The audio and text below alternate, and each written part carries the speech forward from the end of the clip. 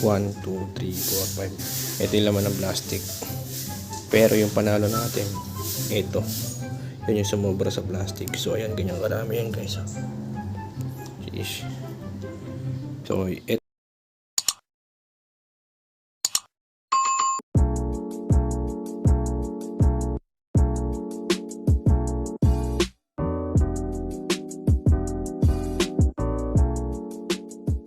So yun na nga guys, welcome back to my channel po. Today's vlog, magkakaroon lang tayo ng panalong pogs update. Kasi itong plastic na to ay nandito yung puhunan natin sa pogs, and then yung panalo din natin. So ang inilagay ko nga palang pogs dito sa plastic na to ay 4 na dangkal lamang.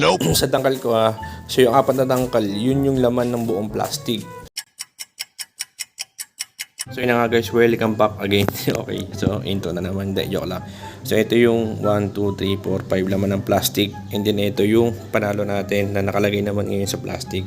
So yun yung dinala natin sa baba nung nakipaglaban tayo ng Pogs Texan, at ito naman yung napanalunan natin after natin makipaglaban ng Pogs Texan. So 4 na dangkal guys yung napanalunan natin.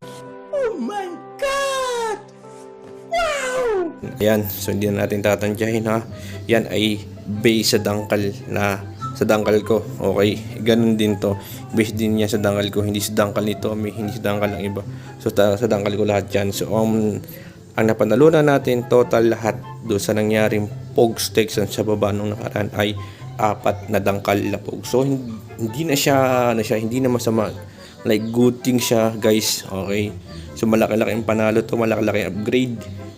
Dagdag pogs sa pogs natin. So yung nasa box ay hindi pa natin ito naisasalin. So yun na nga guys, in-update ko lang kayo na ang panalo natin sa nakaraang vlog ay 4 na dangkal na pogs. So meanwhile, so ito na yung mga nagpa-shoutout sa ating vlog. Shoutout sa inyong lahat at maraming salamat sa suporta nyo.